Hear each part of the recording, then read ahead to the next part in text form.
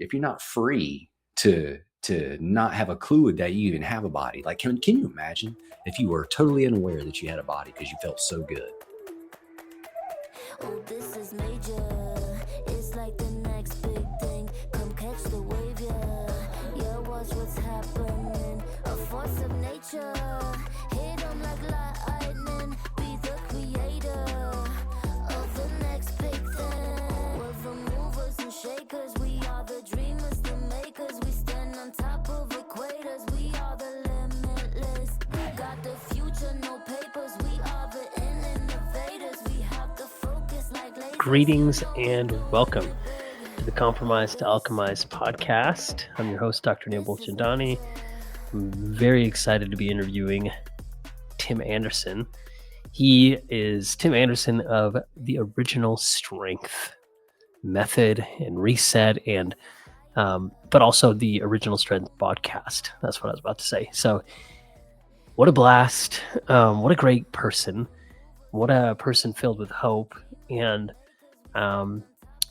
very curious, which I know is why he has had the success that he has had in helping people. But also, he's interviewed some phenomenal guests, and he's a wonderful interviewer. So I was so thankful to get to kind of turn the tables, so to speak, and interview him. He interviewed me over a year ago on his podcast, and we had a blast. I had enjoyed it. And I've just really appreciated the way that he talks about our bodies and the design we have that we are made with, and just how we were designed to move. And so he shares so much wisdom on that, though. So really look forward to you listening or watching. He has a new book that just came out, so definitely encourage you to check that out. I mean, I know you can find his info if you don't already know who he is, where he's at, on the originalstrength.com site. But just to give you a little bit more info, just in case you are coming across him for the first time, he has been a personal trainer and movement coach for nearly 30 years. He's definitely an accomplished author and speaker. And I could say for sure he streamlines ideas that are complex and seemingly difficult into really simple and applicable information. He is really passionate about helping people. And yeah, like I said, that design about helping people see their design, that they were created to be strong and healthy. So he's written and co-written many books, including A Simple Book of Strength, Discovering You, The Becoming Bulletproof Project, Habitual Strength, Pressing Reset, and Original Strength Performance. So yeah, it's this phrase that he says that I love. It feels good to feel good. And we were designed to feel good and retain our strength throughout life. So feel good as you tune in to this episode. Definitely let us know what you think. And I get excited about his wisdom and sharing it with you. And I'm so glad that now I get to call him a friend. So looking forward to hearing what you think. We have the focus like lasers. You know we doing it big. Oh, this is major. I'm excited to be here with you, Tim, with the person who I got the fortune of being on your podcast. I think it was over a year ago. And I really enjoyed it. In fact, I was just telling you, I just had my nut butter jam sandwich because I love that question you ask. I talk about you a lot. And I was talking about you with Michael Shea, who I just interviewed on the podcast yesterday, who I've been in touch with for a while. And I've heard him on some podcasts before, but when I heard him on yours, I'm like, whoa, that's so cool. First of all, I knew you were going down the rabbit hole. If you have Michael Shea on to talk about embryology, like you've gone down the rabbit hole. And then you had other people you interviewed about embryology, pretty cool people. So anyways, I told Michael yesterday, I was excited to talk to you And I remember he thought you were pretty cool. He loved your question about peanut butter. He told you a story about his wife Kathy, and anyways. But I had my nut butter jam sandwich before, so I am energized. I am ready. Right on. I'm just excited to have a conversation with you. Well, hey, thanks for having me. I'm looking forward to it, man. We should have a lot of fun. Yeah. So I mean, you've heard by now who Tim is. I think a lot more. There's a lot of people who know your work, Original Strength. I love your play on words, the podcast instead of the podcast. Because when I tell people, like, when I'm helping them learn to integrate via crawling, going back to like when you're a baby, some people know your work because you've been doing that and teaching people how to get into some of those movements for a long time. I mean, when did you start? Is it like 30 years you've been in the field? Is that right? Well, so yeah, I've been a trainer for like right at 28, maybe a little more years. But I really didn't start learning about the wonder. Like I didn't know what I didn't know. I still don't know what I don't know. But when I got started with OS or Original Strength, that was probably around 2009, 2010 when I started learning how just wonderful the body is designed. Yeah. And I think that's kind of like what I mean, I really was just taking in all of your episodes back before I reached out to you. And I love just your curiosity and inquisitive nature, but coming at it from a lot of experience. So can you maybe we could do just a little bit of like what got you in for those who haven't heard your story on that, like what got you into kind of fitness? Oh, well, so that's easy. When I was 13, my football coach told me if I wanted to play football on his team, I was going to have to go learn how to lift weights because I was Okay. a little kid. So at the age of 13, I started lifting weights, and then that kind of became a sickness or a religion or something that I just had to do, and I never outgrew it. Like Mm. so when I was in college, and I had no idea, but when I was in college, I got my degree in statistics.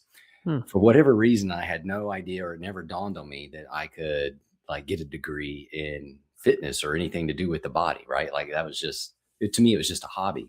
Yeah. But that hobby never left me alone. And so after I graduated college, I just started I started training people. I got my trainer certification. I started learning how to train people, and everything I did revolved around the weight room or the gym more than it did anything else that I was ever doing.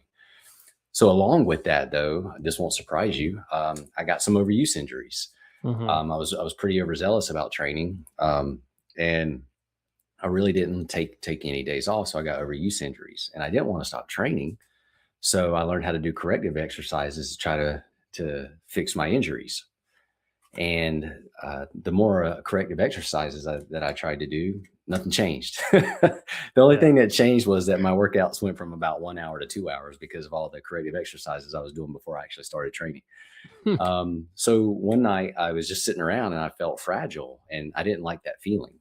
And I'm a big kid. I've always liked Superman. So I'm sitting around one night just feeling sorry for myself. And I asked God to show me how to train to be bulletproof like Superman. Yeah. And in 2 weeks, he kind of connected the dots. I was in my house and I picked up a book that I already had, and it was called Smart Moves, and it was about learning disorders in children. And I just started thumbing through the pages, and things were just jumping out at me. And I was learning all these wonderful things that the brain does for people that maybe have learning disorders or even have brain damage. And I was like, well, if it works for people that are somewhat compromised, what would it do for a regular person? Um, so, so I started playing around with crawling and cross crawls and rolling and rocking and all these wonderful things. And those wonderful movements made wonderful changes in my body. And so I wrote a book about it. I didn't know. I mean, I didn't intend to, and I just put it out there on the internet, and some people picked it up. And after a while, people started sending me letters about how their body was changing and they didn't hurt anymore and they were healing and all these wonderful things. And well, that's really just how it started. Wow. All that to say, it was one big accident. Yeah.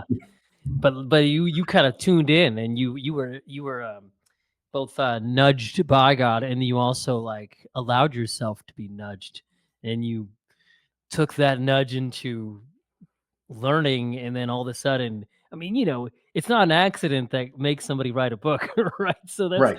clearly you're very inspired and provoked and really intriguing. So what was the book name? I feel like I know the title, but just That one was Becoming Bulletproof because of yeah, the asked to right. be like Superman.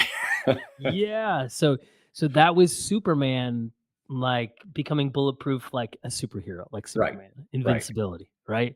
Yeah, Nice. but I Love that. didn't know then what I know now, Yeah. and what I know this is a crazy thing. This is not gonna be crazy to you, but, like, so we're clearly designed to move well. The Wow. human body's amazing, but our emotions and our thoughts are tied to how we move, and when we move really, really well, we feel really, really good. Yeah, absolutely. So, but that can only mean that we're designed to feel really, really good. Like, Yeah, I love we're that. designed to feel good and be happy, Yeah. because it's attached to how we move and how we function throughout our life. So that's just pretty neat. Yeah. And it sounds so good. It's like something like that though we could gloss over and it's like, "Oh yeah, yeah, we should feel good." But it's like, "No, I think I love that you emphasize that because it's like some people work out and they're like because it's like we train, we're some people are rough with themselves, rough with their bodies, or just like you have goals and you have these performance strata or milestones and it's all about that. Whereas for those who have gone into like, but what about how it feels to like actually enjoy? And anybody who's been in pain, you probably had so many people who like, what is it like to witness people finally like enjoying feeling good? So that never gets old. Like and I think that's what has kept me doing this for so long, Hmm. to see the look of shock, amazement, and joy on a person's face when they realize that they're not broken, or when they realize that they can do something in an instant at the speed of their nervous system that they haven't done in 10, 15, 20 years. Mm. Like, to watch them wrestle with, I'm not stuck. Yeah. And maybe I don't ever have to hurt again. Like, to watch them wrestle with that and realize it and like catch on to it, man, that lights your wick. Like, that's one of the greatest feelings, to see somebody realize that there's hope and that their body is made to change, and they're not made to feel sick or weak or broken or fragile. Yeah, that's huge because I used to say that without like hope is just having somebody realize that there is a tomorrow. And not Yeah. just that there is a tomorrow, but that there's a tomorrow they can be in, like, with Right. their being. So it's like, yeah, what you're saying is like, if you don't have that, without the hope, that's like you could go to the next day, but right, what is it like to have that switch of hope go on? I don't yeah, like, life without hope is kind of like no life. I mean, that hope's the spark that keeps you going, that makes you hungry, that like makes you want to see what's on the next page. Yeah. And I feel like I'm jumping to further along, but what keeps for you personally, what is it that keeps your hope like switched on, or what are some I mean, there's the what, and then there's kind of sometimes like what, like because I'm gonna ask you this question later. What is your personal legend from the book The Alchemist by Paulo Coelho? What's your destiny calling? What do you put on this planet to do? I'm also gonna ask you. A legend is like a map. A legend is like this key on a map that shows you how far on the map you've gone and how far you've traveled. So, what are some of the practices that you've done but I also think somebody like you who's facilitated healing and guided a lot of people, um, what are like some specific things that you've seen give people the most hope when it comes to like what unlocks in them? Like, is it like they have pain go away, or they get to do a movement that they've been like not able to do for a while, or what are like some of the ones that stand out the most to you? So movement wise, it's kind of a spectrum. I've seen people where their knee or their hip or their low back just quit hurting, like, as soon as they did a reset or a move, one of those movements we're designed to make. Yeah. And I've seen people do movements that they haven't done. Like, oh, this is simple and this is silly, but like, for somebody that's never touched their toes ever, Hmm. or Yeah. it's been 20 years, let's say, to be able to touch their toes after they learn how to breathe properly and keep their tongue on the roof of their mouth, like Hmm. instantly, without stretching, without doing anything else, without warming up, jumping jacks, nothing, but then they can touch their toes, to watch their face in their, just again, that wonderment of like, what just happened? Why was this possible? Like, so stuff like that. People that like that are squatting butt to calves for the first time in years or ever Mm. again. Like, so to see pain go away, to see movement restored, or even like I've seen like strength athletes be able to do like a press or a push or a squat that, well beyond what they were able to do. And again, it was instant. So it wasn't like they got stronger all of a sudden, but what they got was access to their Mm. body. They got Yeah. access to their nervous system. And when the brakes come off, man, the body is able to do some amazing things. Yeah. You alluded to some resets. Is that like a part of the framework that you use? Can you tell me Yes. more? Yeah, tell me more about that. So in original strength, we call it, if you move in your design, we call it pressing reset. And we Mm. teach that there's 5 main resets, and there's not just 5 resets, but the 5 main resets are basically the movements that you were programmed to make before you even came into the world. Every human is born with a developmental sequence. And that movement sequence builds our brain, ties our body together, and it sets the foundation for everything else that we are designed to do in life. Mhm. And the coolest thing about that is if you engage in those movements, just like you did when you were a child, they will do the same thing for you as an adult that they did for you as a child. Yeah. And and the body is so amazing, because you know this too. Your body is use it or lose it. Mhm. And that is very true. You definitely will lose the things that you built yourself if you don't engage in them.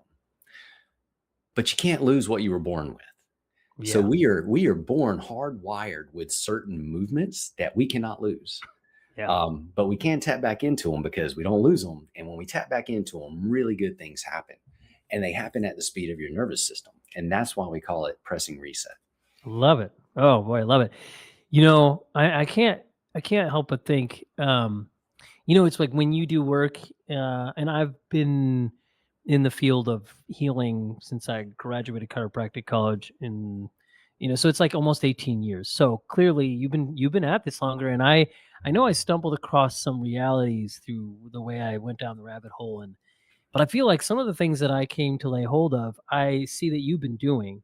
So it's kind of like when you see somebody else and you're like, "Oh my gosh, he's been doing that in a different way." And and now I'm kind of tapped into some of that. And then, and I feel like, yeah, so there's complementary, like, and I Yeah. go down the embryology rabbit hole, and I love it, what you said, because I love when people come in and I say, you know what? It wasn't lost. If we just do a few things here, we can tap back into that potential. We were made amazingly.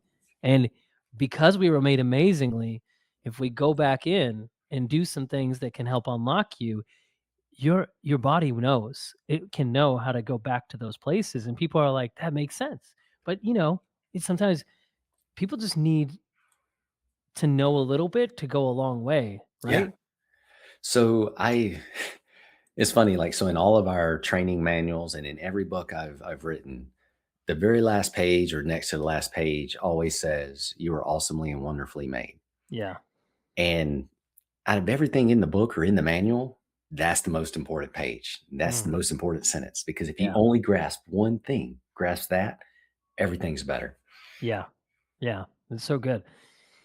It's so good too, because yeah, there's so much in that in and of itself. And so there's something else, I've been calling my, like, I do these deeper works now. They're like 3-hour sessions called System Reset. And then I have like a 2-day where people come for 9 hours of healing over a couple days and System Reset experience. But anyways, I know that had to have been an influence from you too, because I, without knowing it, I'm like, the reset word is being used, but I love the way you talk about it, because reset to what?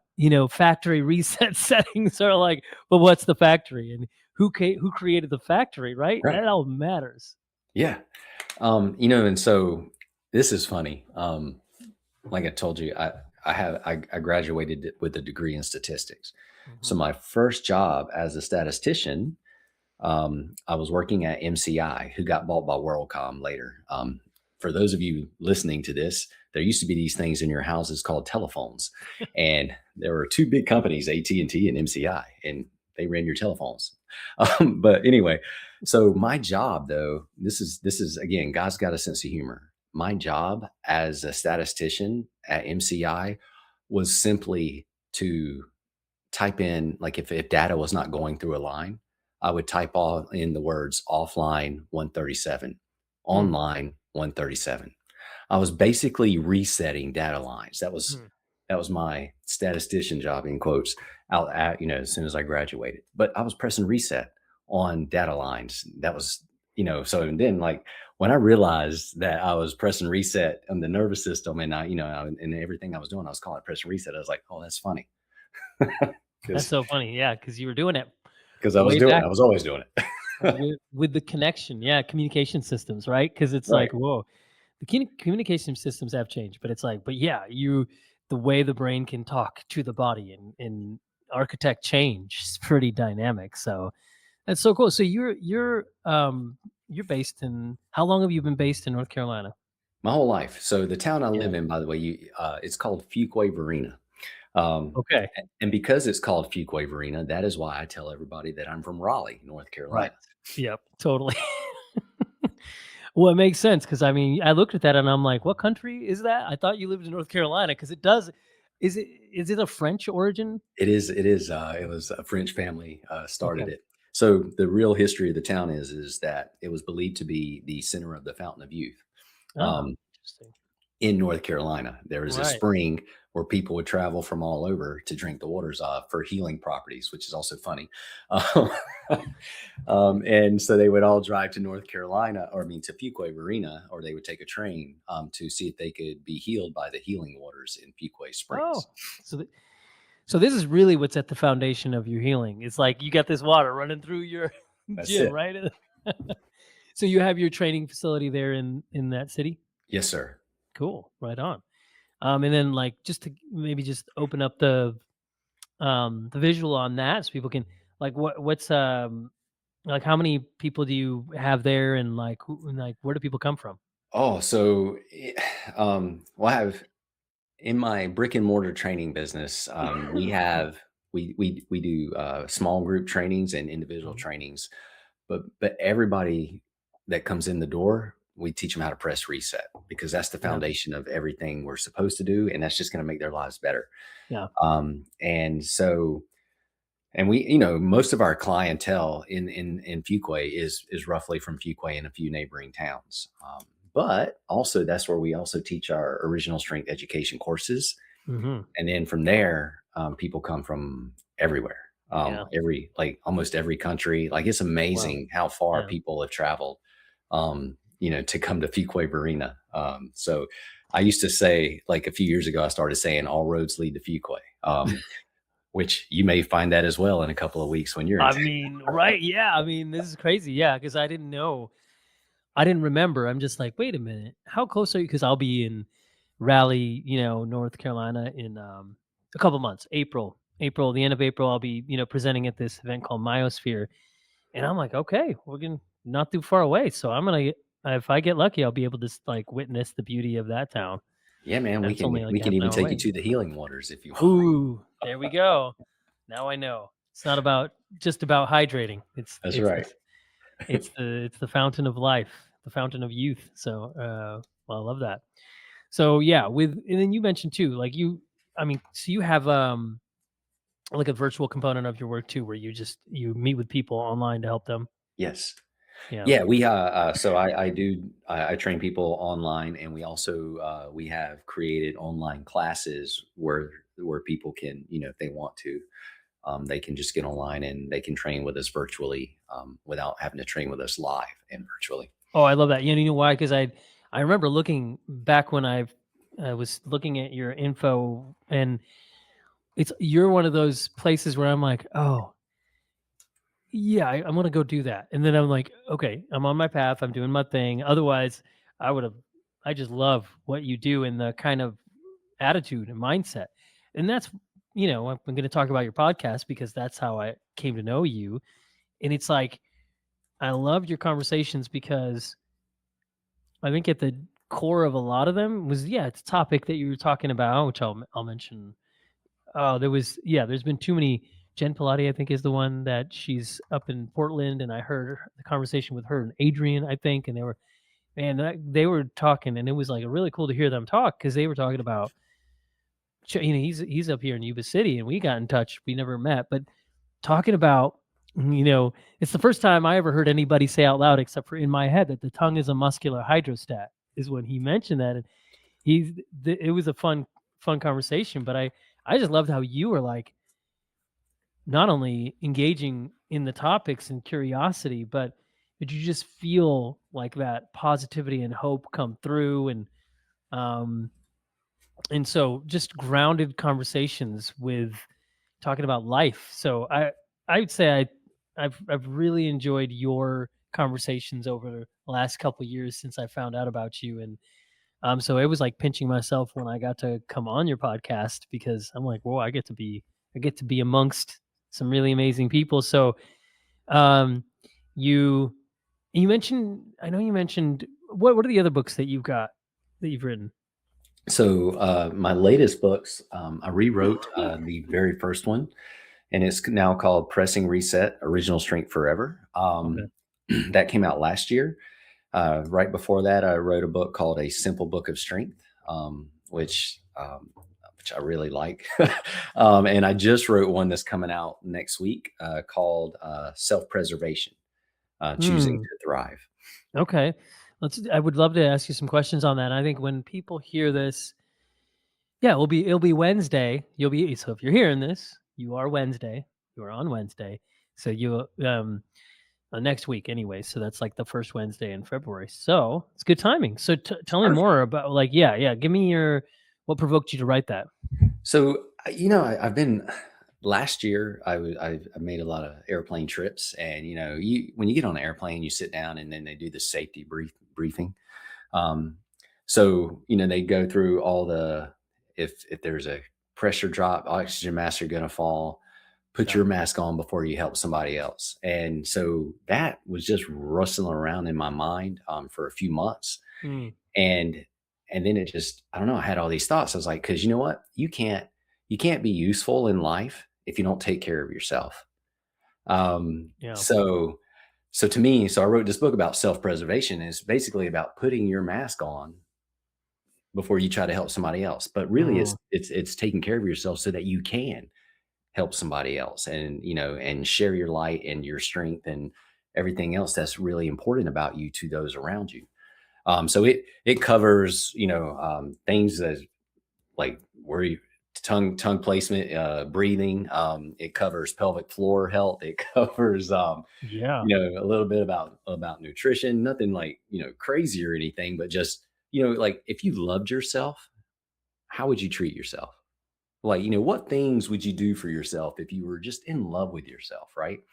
Because we all should be, because your body's amazing and it allows you the opportunity to actually experience, but also engage in the world, right? But that experience is only going to be as great as your body functions. And since we are clearly designed to feel good, that means we're also designed and responsible for taking care of our bodies, Yeah. so that we can really maximize our time here. And it's not about being selfish. It's about taking care of yourself so that you can truly pour yourself out. Because you can't give yourself away if you're consumed with yourself, and Right. if you're always thinking about how bad you feel, if you're always thinking about how much your knee or your back hurts, like, you know what I mean? Like, if you're not free to not have a clue that you even have a body, like, can you imagine if you were totally unaware that you had a body because you felt so good?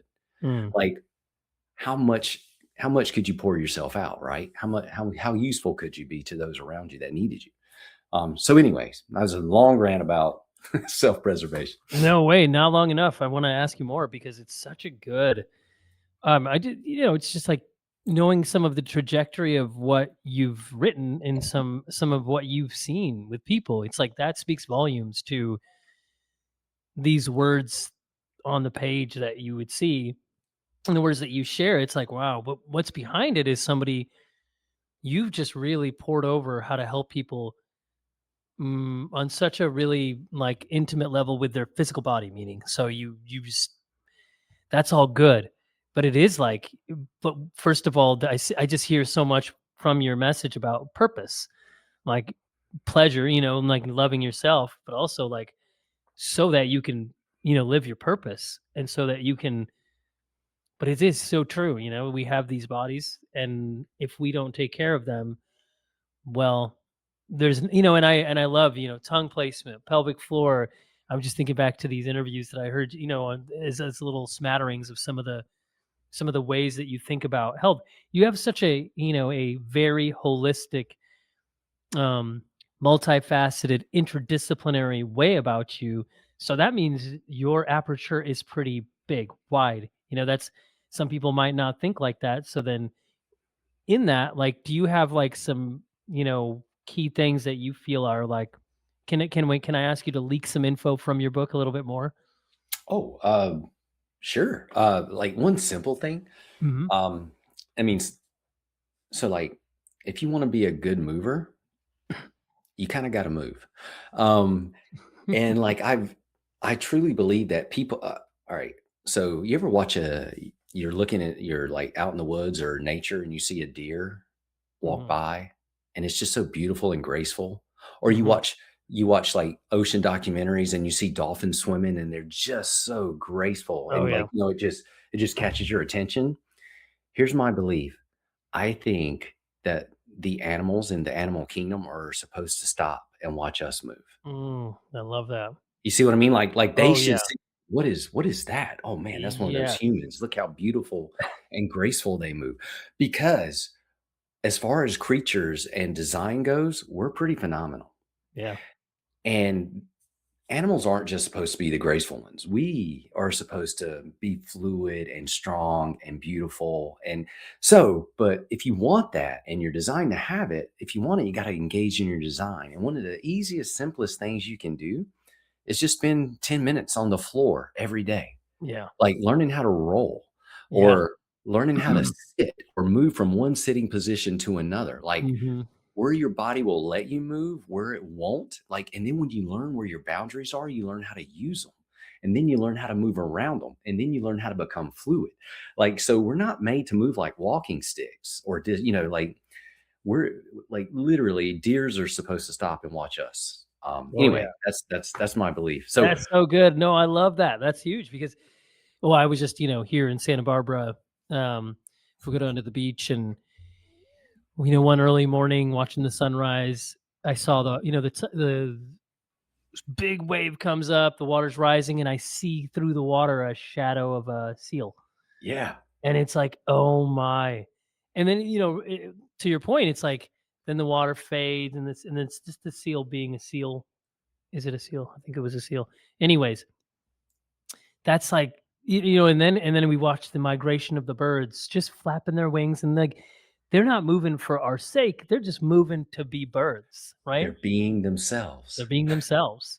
So I think sometimes my like one of the ways I love just to take what you're saying is like, oh my gosh, floor time. And but I love too. Sometimes I will show people like I'm like, you see those those flags waving, just turn your arm into a flag and Yeah, just mimic nature because it's like sometimes people they don't know how to move. I love dance. I love movement. I love ecstatic dance to just rolling around and what kids don't know how to roll, right? It's like what kids don't know how to just jump in puddles. But as adults, we can lose that childlikeness, right? we become detached, and Mhm. we disassociate and Yeah, like we right. we put away childish things like to act like adults and we're missing it. Like adults are nothing but big kids. Yeah. Like and most of the time we're just faking that we have things figured out. We don't have anything figured out. Yeah, right. We're bluffing. But Mhm. we're not supposed to stop moving and playing and discovering and exploring. And, we're not supposed to stop doing these things, but we do. So yeah, we're missing out on a lot of opportunity. So I know getting on the floor and rolling and all the things you're saying. What is like think of like adults you've seen or anything. How do you help people get out of their adult minds and into the childlike mind and just have fun and play? In person, when like, especially if they're in front of me and at my studio, I try to, if I can get someone to experience their design, I Mhm. don't have to say anything anymore. Mm. If I can get you to experience how wonderful your body is and how quick it can change, I really don't have to say much anymore. Yeah. If I can't do that, I've got to get you to believe or trust a little bit of trust into what I'm saying. And Right. that's not always as easy, right? But yeah, and that's why I love being in front of people when they come into the studio or at a class because they're there to participate. And I know before they even start moving that they're going to experience something wonderful. Yeah, that's good. Boy, I could just, it just makes me want to run. Actually, you know what? It's I want to do this anyways, but as soon as we started talking, whenever I get around somebody who just embodies themselves and movement and freedom, like all of a sudden my shoes felt too tight for my feet, so I took them off. And I was just in here, I could be barefoot, but I was just in here with a mom, dad, and 3-year-old and a baby, and but as an adult, I forget to take off my shoes sometimes, and it's crazy how often I forget to take off my shoes. I take them off every time I go in the house, but then I leave my socks on because it's a little chilly. But right now, like talking to you, or when I'm leading a movement class, intuitive movement or training or whatever it is, and I'm like, all of a sudden when I direct enough awareness to my feet say, Neil, get out of those shoes. Okay. And then my socks say, Neil, would you take us off? So I did. So my toes spread out, and it's like I have wide toe box shoes, so my Yeah. toes are already splayed.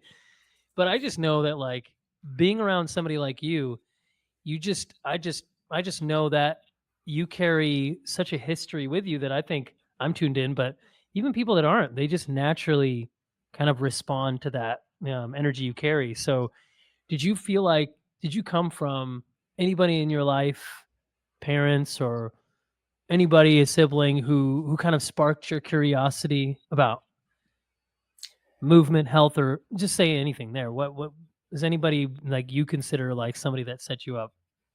Man, I can't I can name like roadsides along the way. Yeah. Like had my 7th grade football coach not told me that I was Right. not going to play football if I didn't go Yeah. into the weight, like, so that was pivotal for Right. me, right? Like Right. that started a love that I didn't even know about.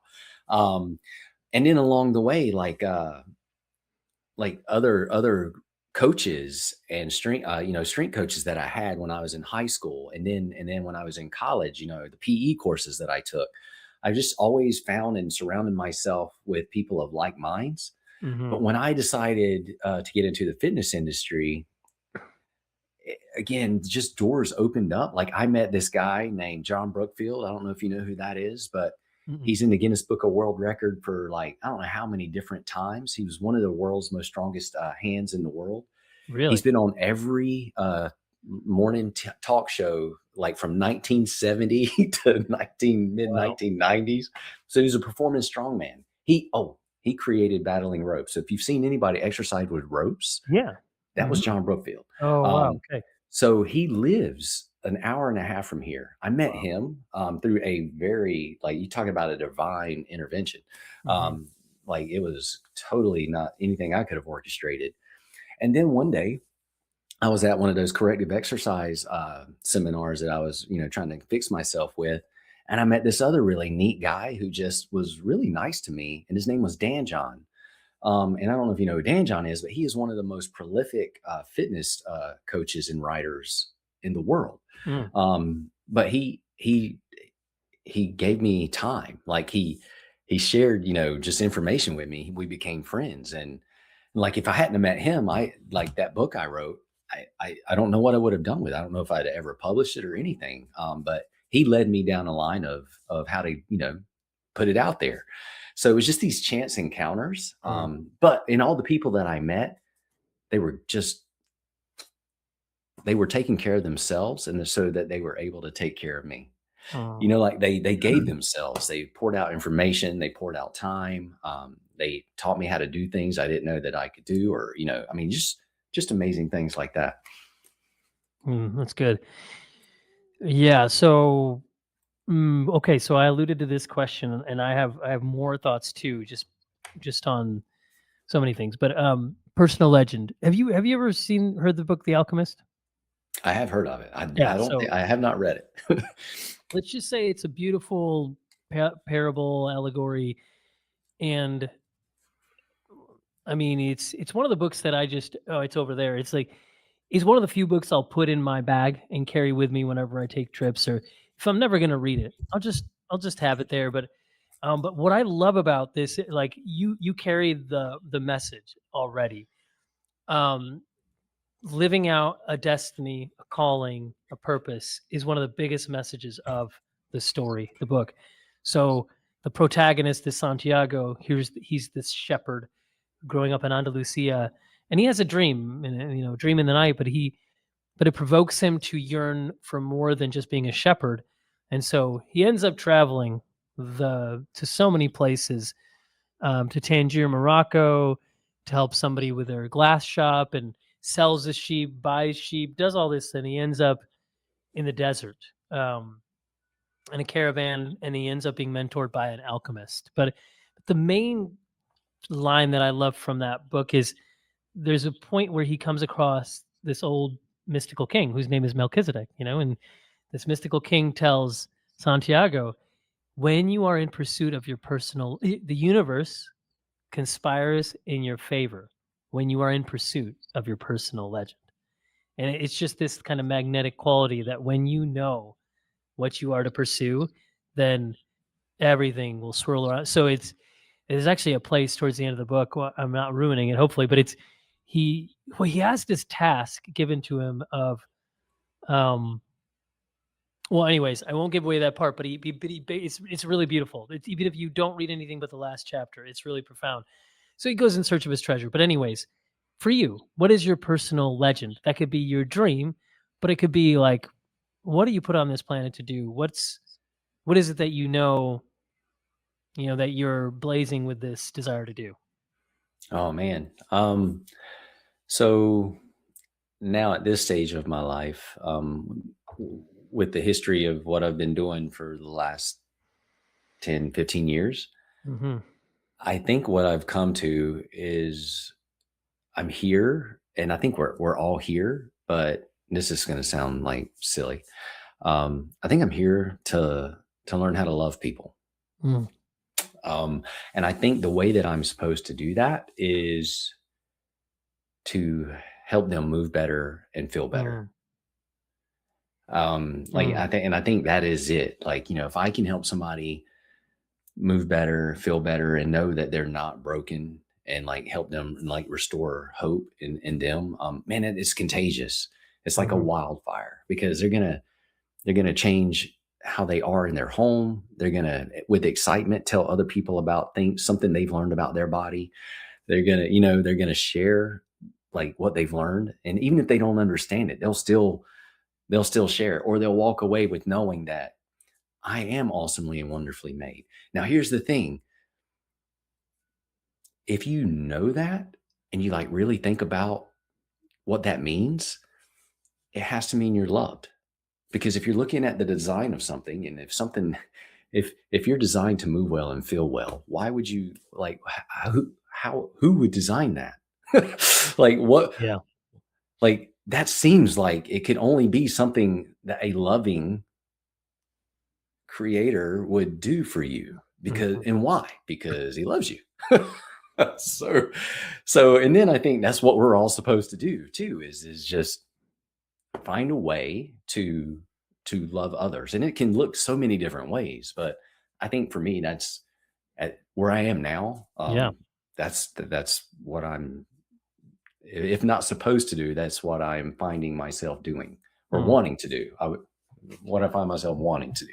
Yeah. No, that's that bleeds through you. I mean, I can see it. And then that second part of the question is, um,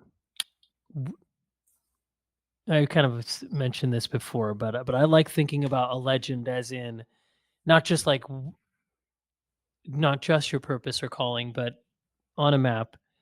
If your life is a map and you have a compass and you're navigating the map, the path of life, the way you walk and where you go and the people you see, and it's not just geographical, it's all these things. There's that little key in the corner that tells you, yeah, to go from here to there, it's like an inch on the map. That might be like 10 miles, whatever it is. Or it tells you like, yeah, you're going to come, there's a pond over there. So anytime I tell this part, I'm like, I clearly don't look at enough maps because there's more than just those things on there. But growing up, Rand McNally, my dad would pull out the map and unfold it, and that's how we get anywhere, right? Yep. So, uh, yeah. So if you have a map that is where your legend lives, what are practices or ways, or how do you know you're on the path? Like, what keeps you on your path to where, like in this case, your personal legend is learning to love, right? So what guides you? Man. So that's a good question. Um, there's, I guess, different things. Like all of us run off of habits. We're habitual. Yeah. So my habits I've set them up for me to help me do the things I want to do. But I'm, man, I'm 50. And my kids are both graduating college this year. And so I feel like I'm on this, like if I'm looking at a map, I feel like I'm at the edge of the Grand Canyon, or like, I don't know if you've ever seen The Last Temple of Doom, Raiders of the Lost Ark. Yeah. But when, he's taking that leap of faith, Mhm. he can't see what's out there, but he knows he's supposed to step across. Yeah. I think that's where I'm at, is Wow. because like this whole, and it's not that it's my identity, but I've been a dad for little boys for like 21, 22, 23 years. and Yeah. and they're about to graduate college, and like who knows what they'll do. Hopefully Wow. wonderful things, right? But I'm at this crossroads, and I'm like, I'm 50. So what's the next chapter look like? You know, like what do I do with the baton? Do I grab one? Do I give it to something? Like I don't, Yeah. I don't Yeah. know. So what keeps me going, I guess, is just the knowledge again that I'm loved, and with that love, I can trust that whatever doors open are the ones that are meant to be opened. Um, so so every day I live in my design and I engage in my design, Mm. and every day if I don't do it out loud or in my head or whatever, I'm thinking too about my designer, and just trying to, I want a relationship, um but also every day I'm trying to have better relationships with the people that are right in front of me Yeah. also.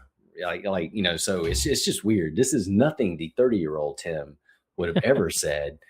And but it's where the 50-year-old Tim finds himself at, and it's an Okay. interesting place. I love it. No, and if you'd entertain me for a moment, in the oh boy, I've written a lot of letters to myself. One's to my future self, one's from the present to my past self.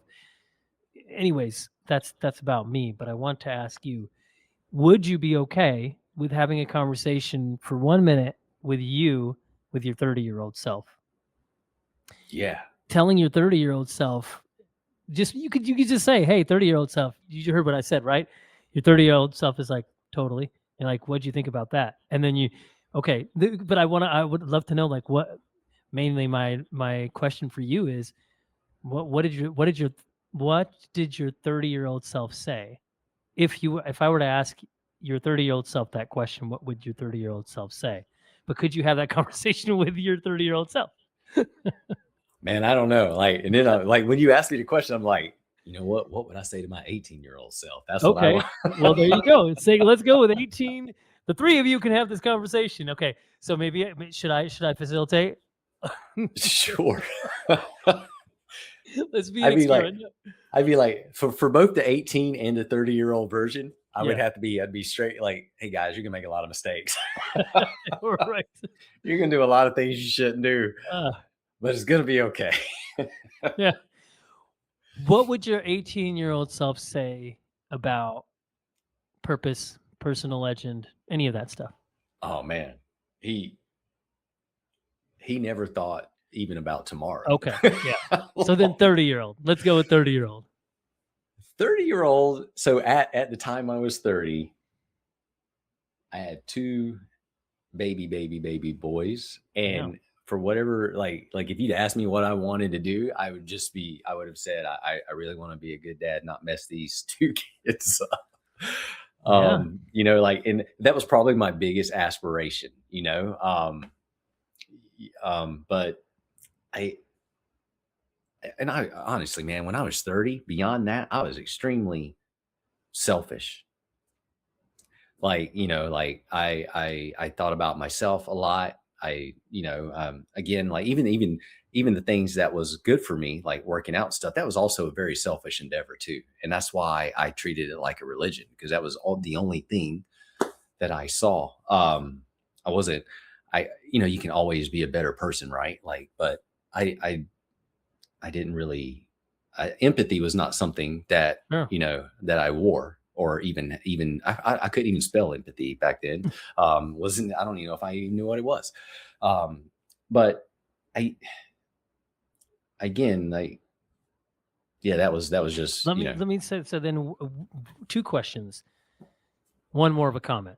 Clearly, I hear what you're saying, and it's good to have these like introspective thoughts, but it's like you built something pretty profound that has been you've cultivated this reset, this way of guiding other people that so many people have found hope, have found likely their personal legend because they were able to get in touch with their design, to the fact that they were able to enjoy themselves, to then undoubtedly they're going to live in a way that's more loving and helpful to others around them, at least to themselves. So you did so much, undoubtedly. And what were you thinking, like, on the front end of that, as you started to see this movement grow that you create, that what did you think you were doing? Was it like, I know I'm doing, I know people are benefiting, Oh, and so remember, the prayer was show me how to train to become bulletproof like Superman. And yes, I'm going to tell you right now, that was an extremely selfish prayer, right. Well, because I didn't hey, feel good. well, no, totally, but even Ben Patrick, it's like we can talk about another bulletproof amazing guy, right? Knees over toes guy. Yeah, Like, he's helped so many people like you have, because he couldn't stand not being able to dunk, and all the things that he's done. So right. so Yeah. your advice is to love yourself and to heal yourself, and be in touch with your design. So it sounds like you took your advice really well. Well, again, now that's the older, like, from when it started to where I'm at, right? Right, right, right. Like I'm learning about grace and all these other Totally. things. Yes. But Yes.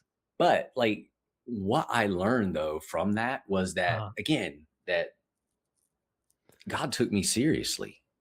Mhm. He showed me how wonderfully he made the Yeah. body. Yeah.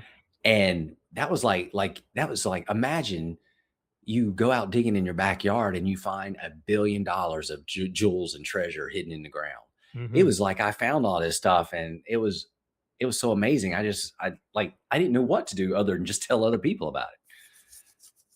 Yeah. So that's what I did. I wrote a book with no aim other than, hey, read this. Right. See if it helps you. It helped me. Um, so that's just kind of how it happened. Yeah, well, I love it, because I know it's really refreshing too, just to, like, you're just saying it. This is what I did, and now it's like, yeah, I know I'm only 5 years younger than you. Um, but we have a 5-year-old, and we have a 7-year-old and a 9-year-old. So I'm like, You're 5 in the years thick of behind it. you in one way, but I'm like 15 years behind you in another way. So Right.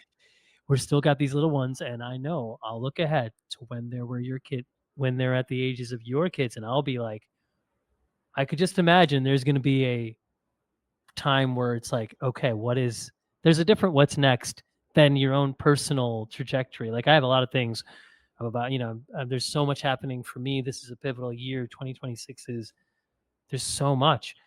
And yet, because I'm a dad and a husband and a dad, and I'm like, I do, like, consider myself, like, I need to know, um, I need to be entrained with and orbiting my kids, because they're so important, right? I just hear that all over you. So it's like, wow, what's going to be like? I don't know, but I get excited about what what comes next for you, because I'm like, you've done so much. And so what will you explore next? What conversations will you have next? And what other people will benefit from what you do? So it's gonna be So cool. the coolest thing about now, um, and if you've not already done it, you're gonna do it soon. But being 50, well, I realized that wow, that's only 20 or 30 years away from 70 and 80. Right. And 20 and 30 years from 30 to 50 was just like that. Yeah. Like I can't every memory I remember when I was 2 years old, my memories are so vivid. All Mm, of my memories seem though like they just happened. mm, I am highly aware of how fast time is yeah. and highly aware that I've only got so much time now to Right. really live. Yeah. So I really want to live. Like Yeah. I want to experience life as I'm designed to experience it. Mm, Whatever that looks like, but I know it is not hiding in my closet on my phone, looking at social yeah. media or, being, it's not about being selfish and like hoarding all the toilet paper or, doing things like that. It's more than that. Life is so much more, right? Yeah. And I don't know what that more is, but I want to figure it out. Not knowing what it is such a good thing. But yeah, let's say you're a 70 and you're looking back, talking to yourself today, and what would you hope you're able to say? You Like, like now, like yeah. Tim, like 70-year-old to 50-year-old Tim. Hey Tim, you were right. You thank you. Short and sweet. Thank you for living. I like that about you. You're like short and sweet. I was like, I was thinking a paragraph and an essay. Sometimes more isn't better. So I love that. It's short and sweet. It's so good.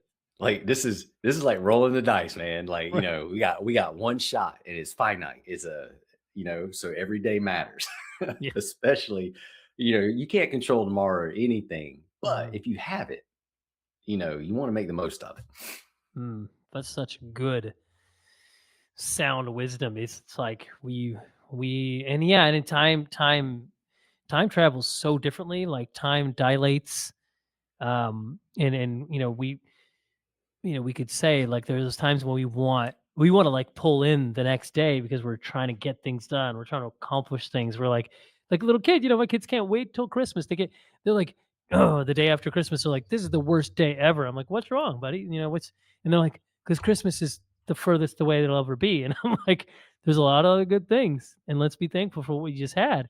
But it's like, as a kid or as an adult who I'm like, I can't wait till this one thing happens, till I do this, because then after that, I'm like, yeah, Neil, get out of that loop because you can't base your satisfaction, fulfillment, and enjoyment out of another goal and another goal. It's more like what you said. It's like the preciousness of life means that if you're fully present and you inhabit it, you're fully there, and it opens up this opportunity to fully get out of it and give to it. Um, yeah, I just love that you're really talking so much about what can you give, because you've given a lot of people this, option to flip on the switch of hope with movement, getting in touch with their design. So, um, is there something that you feel, let's say, 50-year-old, I'm not going to go into the ages thing again. I won't have you talk to anybody else Thank in your you. life in the age thing. So just know that I'm not going to do that. Um, but is there something that's like, I don't know, from your podcast episodes or things you've come across, what surprised you the most about how important it is or how meaningful it is to you? Oh man, that's a tough one. I mean, I talked to so many smart and great people. Some of them I didn't have any business talking to, I know but you they were talked to this one person about the floor of the mouth, and I mean, his stuff was. No, I'm just kidding. I'm not plugging no, that guy myself was here, really. great. But But go. like, like for people to spend their time with me too, like and entertain my questions, like that's a gift. Like I truly felt like I was enrolled in the best university ever Mm, because I was talking to the world's leading experts on things, and I'm learning all this stuff that I could not. There was no school I could go to and get all that information from so many different angles and sources, right? So that was just truly a gift. And I think what, if there's anything that all made the most difference, I think it had to be like a combination of all of it. Because everything I'm able to tell you about how wonderful we are and how like we're designed and stuff, a lot of that has come though from all the other people who discovered small things before me, right? And I'm just trying to collect it all. I'm a collector. I'm just trying to collect it all and like put it all together and make it make sense. Or so I think all of it is my best answer. That's good. Yeah. I don't know. It's been a really neat journey over the last few years for sure. Love it. Okay. If you had to choose what kind of cheese you would eat with your peanut butter and jam sandwich, what kind of cheese would you choose? Cheese. See, you're the first person that even told me about This is what I'm cheese saying. and peanut butter, right? You're the legend of asking about peanut butter. Now I'm taking you to another level here. I'm introducing you to the wonders of eating cheese. I know now I'm So like, why part am of I me talking about this? But part of me thinks like brie because of the texture and the consistency would be a good one, and then part of me is like mozzarella would probably also be good. I think a soft cheese over a hard cheese, just like from a texture standpoint, except for sometimes, you're in the mood for crunchy peanut butter. So it might be that a hard cheese with peanut butter or a nut butter could also still be good. yes, all the above. You've just gone into my world now, and I've successfully had you think about it. No, I would say I think Gouda you have. hands down is my favorite. Gouda Also, cheese. the smoke It's the Gouda with smoky and actually that firmness of the cheese, like you mentioned, whether it's creamy or nutty, it's like that separate layer that brings something about the peanut butter and the jam that right you on. can taste each of them more. And so there's just something about the Gouda that I like, but I've tried a lot of I've tried a bunch. So I asked that tongue in cheek, but I'm like, maybe I'm gonna have to ask this to everybody. So we'll see. But I'll have to do some experimentation and get there you back to go. you. That's what Try it. I'll I have a do. lot of people trying it out, but I wanna make sure that like here we go in the next few minutes as we come to our conclusion of the podcast. I just want to have you share. I know the book's coming out. Tell us that title again, if you would, and then how can people most engage with you, whether that's social media or the work that you're doing, and what you would love people to know how can they engage with and learn from your work. Awesome. Yeah. So the book's called Self-Preservation, Choosing to Thrive. That comes out February 1st, Okay. 2026. I have like, if you're interested in how to press reset or pressing reset, I've written about 13 other books. They're all on Amazon. Cool. You can just search for Tim Anderson. There are multiple Tim Andersons though, so just be Right. careful. But I have a website if you want to like take courses and things, learn about your design. That's originalstrength.net. If you want to do online trainings, you can go to originalstrengthinstituteonline.com. But the easiest, simplest thing to do is go to YouTube. Like if you really want to like learn how your body's designed to move, I've probably got 600 or more videos.